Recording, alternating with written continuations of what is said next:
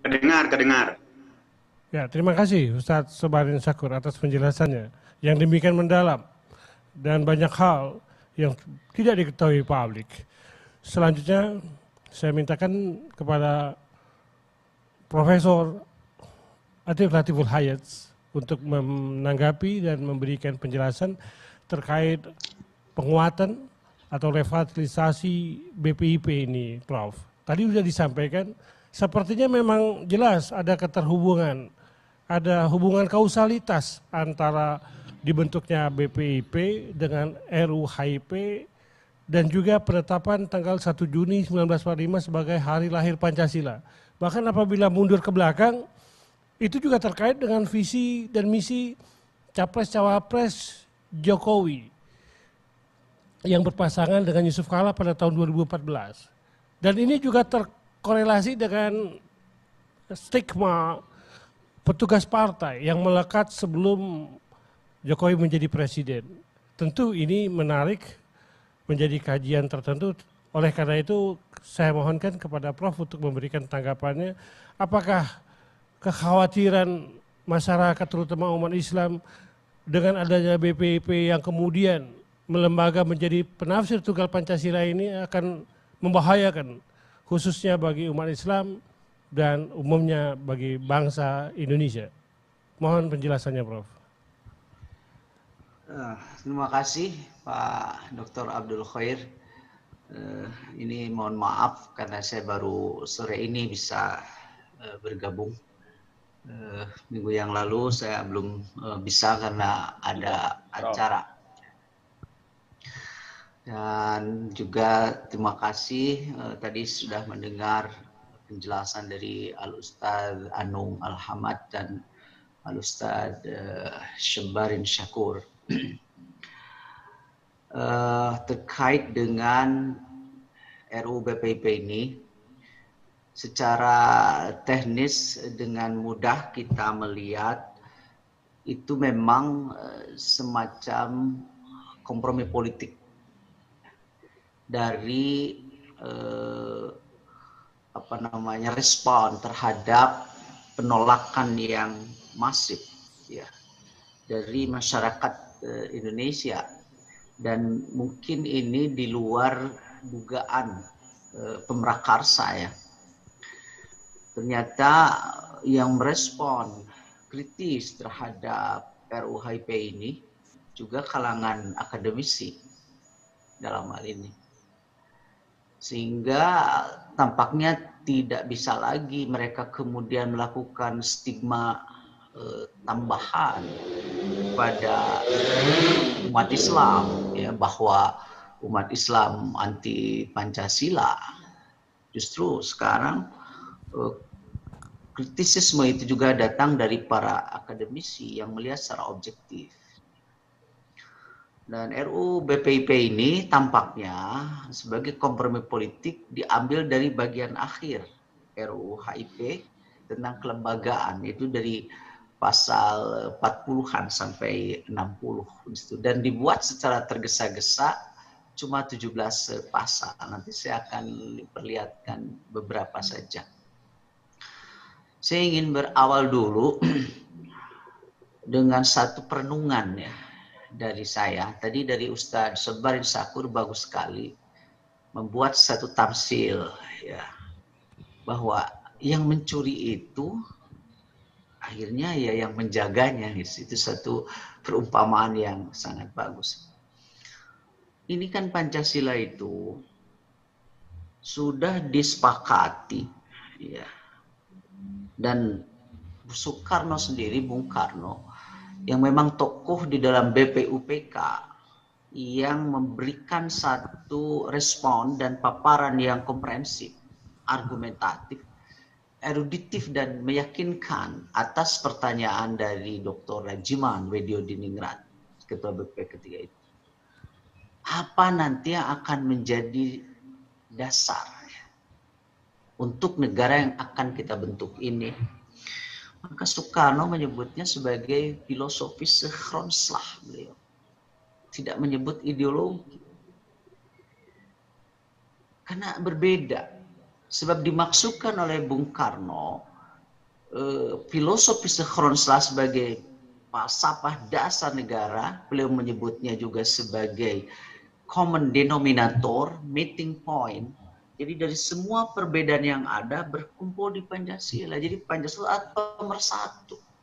Kalau ideologi itu tertutup, nantinya akan menjadi indoktrinasi, dan Bung Karno tidak menyebutnya. Bahkan beliau di dalam pidato-pidatonya, bahkan setelah menjadi presiden, itu memiliki pandangan yang negatif terhadap ideologi itu. Dan Bung Karno mengatakan bahwa Pancasila tidak boleh menjadi alat untuk menggebuk gitu lah, kalau dibahasakan sekarang itu nggak boleh. Dan Soekarno mengatakan, janganlah tuan-tuan mengucapkan terima kasih kepada saya. Saya itu bukan pencipta Pancasila, tapi saya hanya menggali. Jadi dalam konteks ini, Bung Karno itu sudah secara jelas mengatakan bahwa Pancasila itu adalah kita. Kita nih.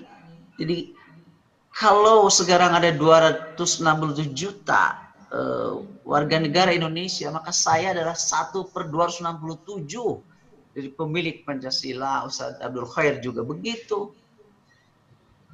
Maka dalam konteks ini, Pancasila itu bukan pada posisi untuk diberi tafsir oleh penguasa. Dalam ini karena sudah sejarah sudah memberikan satu pijakan yang jelas kepada kita. Jadi tafsir otentik dari Pancasila itu adalah Undang-Undang Dasar 1945. Situ. Dan akhirnya sejarah membuktikan Pancasila itu rontok di tangan penguasa.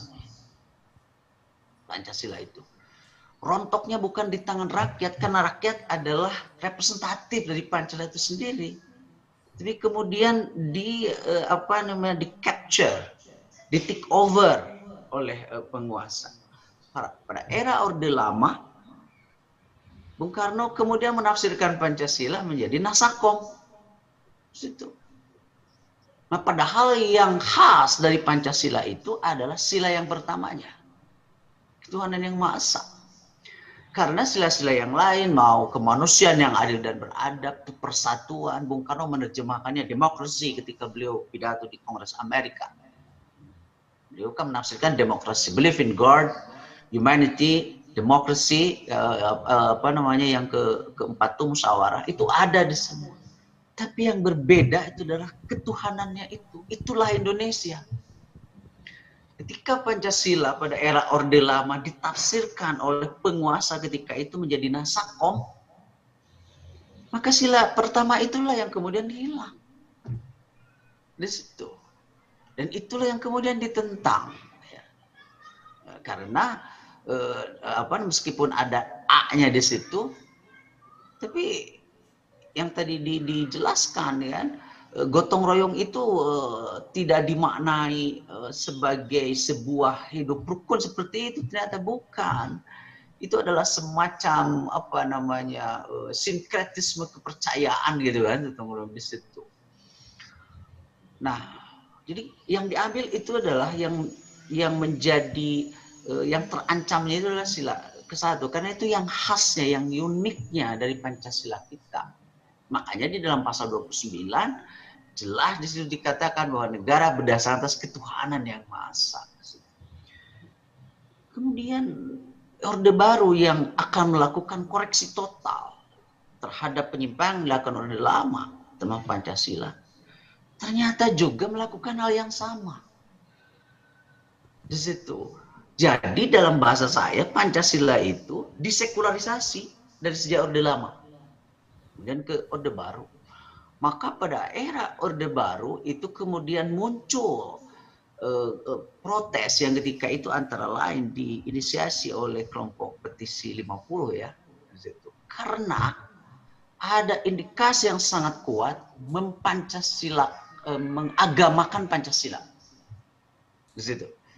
Nah, saya kan sudah mendapat pendidikan moral Pancasila sama dengan Pak Abdul Khair itu dari sejak SMP. ketika itu ya. Pendidikan moral Pancasila, terus bahkan ketika masuk kuliah juga penataran di situ. Itu memang indikasinya itu adalah memagamakan Pancasila. Contohnya umpamanya, katakanlah si A melaksanakan sholat duhur, itu pernyataannya. Maka A melaksanakan sila Pancasila itu jawabannya ke 1, ke 2, 3, 4. Jawabannya kan ke 1. Jadi dia melaksanakan sholat duhur itu sebagai pengamalan sila Pancasila itu kan.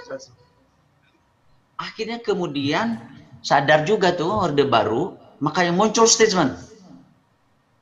Maka P4 itu ya, P4 itu bukan mempancasilakan agama dan bukan mengagamakan Pancasila. Dulu kan begitu, ada koreksi di situ ya.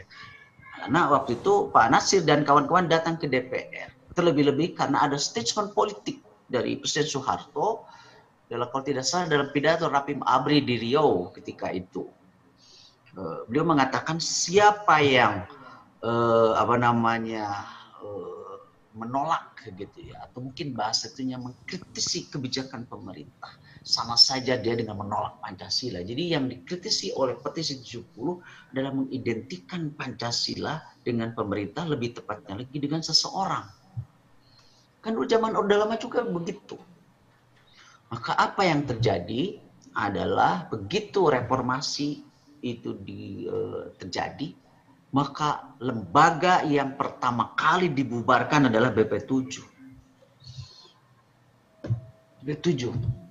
Maka ini kan simpulannya seolah-olah Pancasila sudah gagal. Siapa yang membuat ini?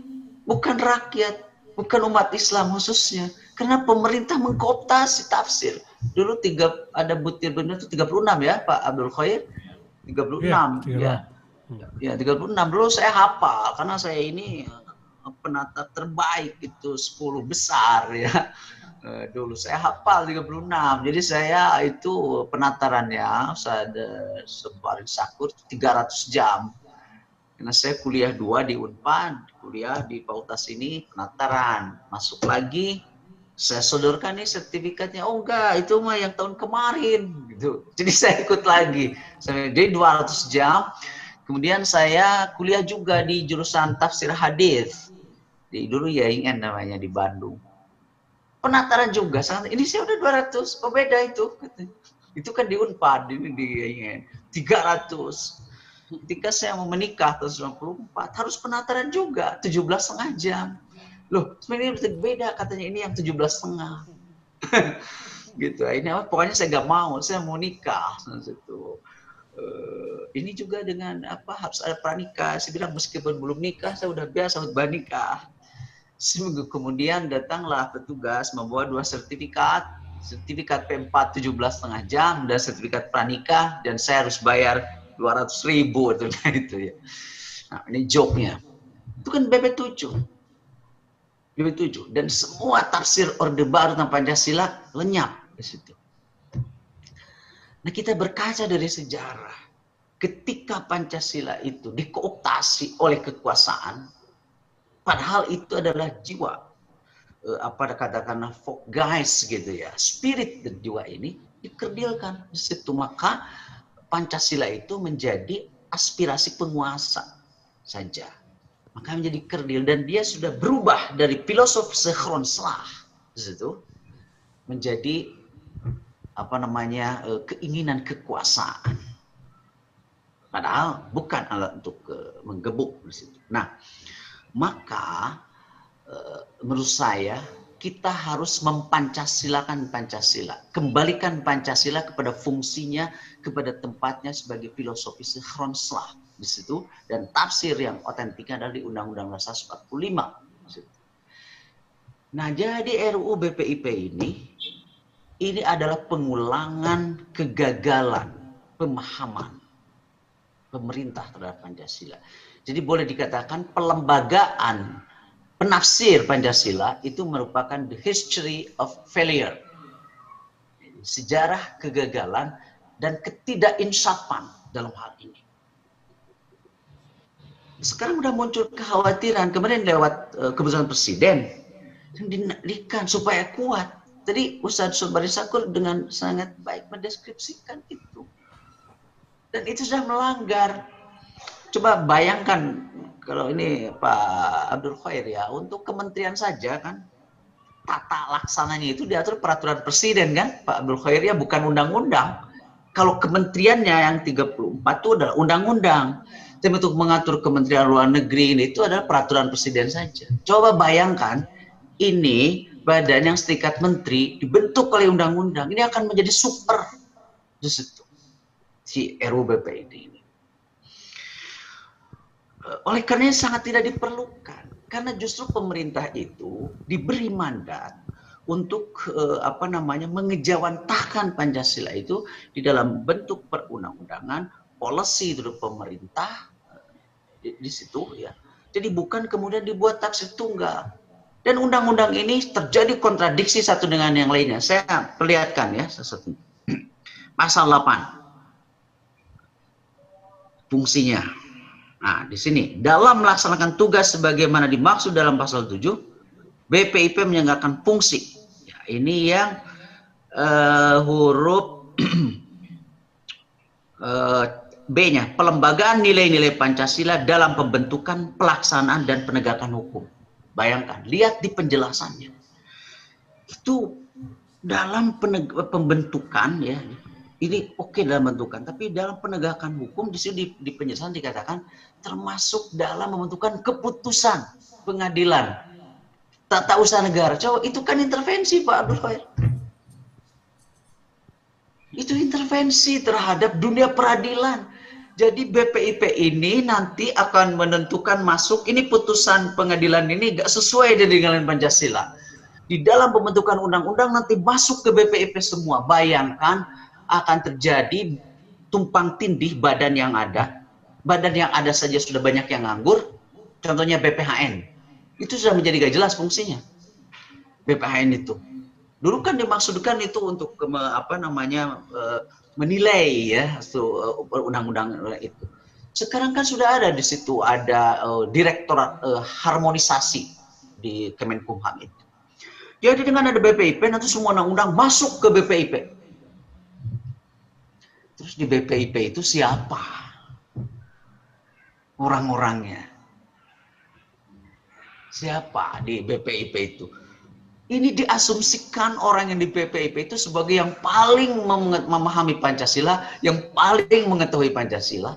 Sepengetahuan saya di BPIP itu salah kaprah memahami Pancasila. Jadi memahami Pancasila itu perspektifnya itu keberagaman di situ. Itu aja yang ada di situ. Sehingga ada lucu dalam satu dialog ya, satu dialog nih. Katanya, Prof, ini masih kurang Pancasilais di daerah ini. Kenapa? Karena di situ masih homogen. Jadi dalam pengertian Pancasila itu harus dimasukkan semuanya, harus heterogen. Coba bayangkan. Padahal masyarakat itu memang sudah seperti itu. Jadi pemahaman Pancasila itu dia adalah binekanya. Tapi ikanya itu diabaikan. Jadi bayangkan dalam pembentukan undang-undang masuk ke situ. Coba Pak Abdul Khair bayangkan, bisa-bisa 10 tahun satu undang-undang nggak selesai. Karena ini oleh BPIP. Dan gawatnya kalau kemudian mindset yang ada di situ sudah terbentuk penuh dengan stigmatisasi dalam hal ini. Lebih gawat lagi tadi masuk kepada pembentukan putusan pengadilan di BPIP itu.